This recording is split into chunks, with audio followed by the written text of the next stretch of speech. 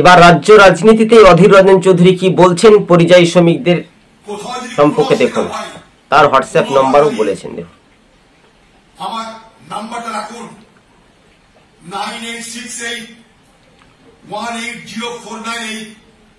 দয়া করে আমাকে একটা মেসেজ করবেন। কোথাও যদি কোনো বাঙালি পরিবারের অসুবিধা হয়, কোথাও যদি বাংলাদেশি করে কাউকে আক্রমণ করা হয়, মনে করে একটা কল করে দেখেন, একটা মেসেজ করে দেখেন। আপনাদের মধ্যে জানানোর ইচ্ছা আছে কিনা আছে, একটা মেসেজ করে দেখেন আপনারা।